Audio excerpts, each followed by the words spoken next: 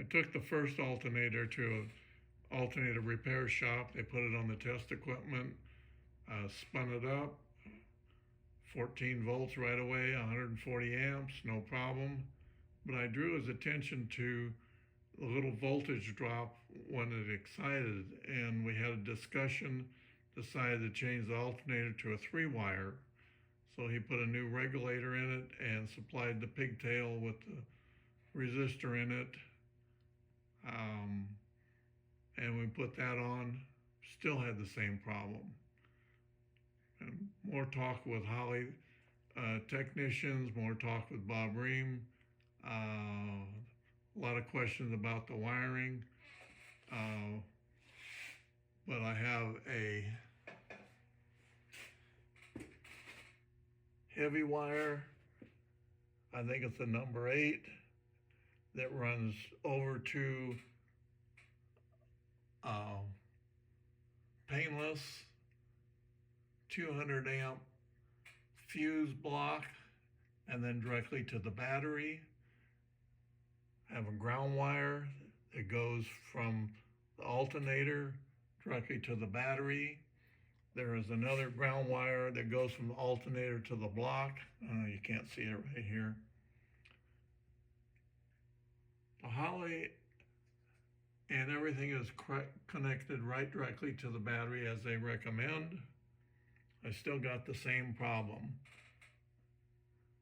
As soon as I excite the alternator, it would die. It would be sitting there idling and touch that yellow wire to a hot source, and it would die.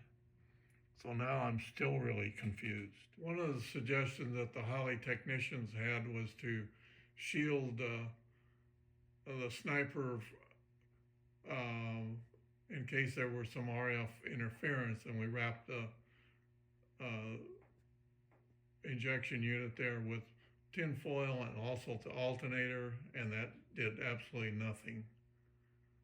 By now, I've wasted many, many hours. I mean, months trying to get this thing sorted out, and I'm starting to think about carburation. And of course, a lot of people are boo-hooing the thing anyway. So the next step was I bought a MSD distributor, MSD 6AL box, and installed that. And now it starts and then it dies. Apparently, it is only running on the initial prime that the Holley shoots in there just enough gas for it to start with the key and then die. So Holley says they wouldn't buy it back. I know the ignition is good, so it only can be the Sniper unit itself. We've double checked the wiring, every connection, anything you can think of. So it looks like this is coming off and carburetor's going back on it. Sadly, I got to pull the tank again and change the fuel pump from the high pressure to a low pressure pump. I did a good job with all hard lines, fuel lines, feed and return.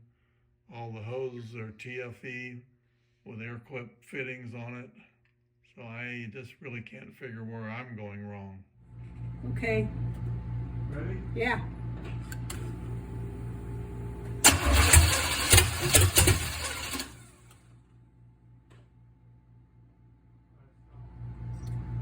Okay. Turn on.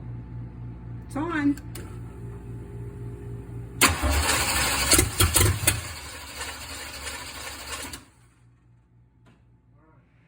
Okay, now I've pulled the Hyperspark distributor and put in the MSD Pro Billet distributor, MSD 6AL digital box, hooked up to the Holley Sniper. I wasn't sure with my wiring. I called Holley this morning, first thing, for their technical support. I was number 45 in line.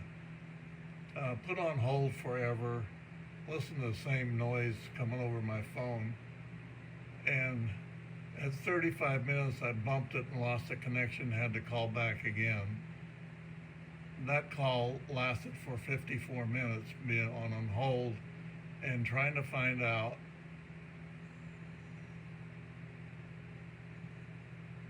terminal A on the 7-pin connector, which connects to the MSD. The wiring, as you see it now, is just temporary because I don't know really where I'm going with this thing. So after fooling around with it, let's see what we got now.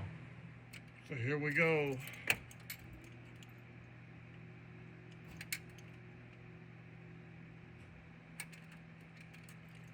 We're in open loop at the suggestion of the Holley people because don't have the exhaust on it yet, and it won't get a good reading off the O2 sensor.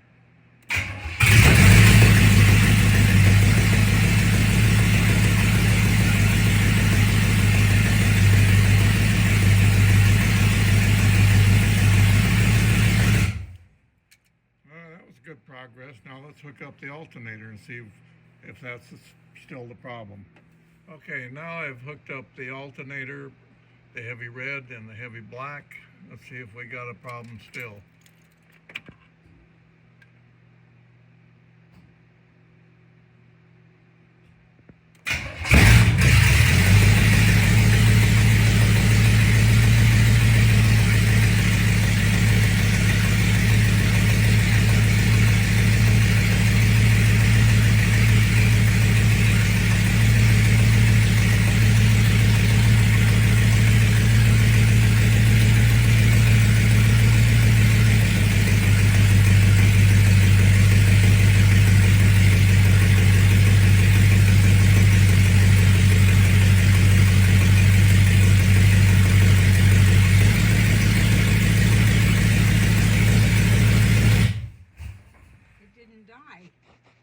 The difference you heard in the RPM is when I excited the alternator.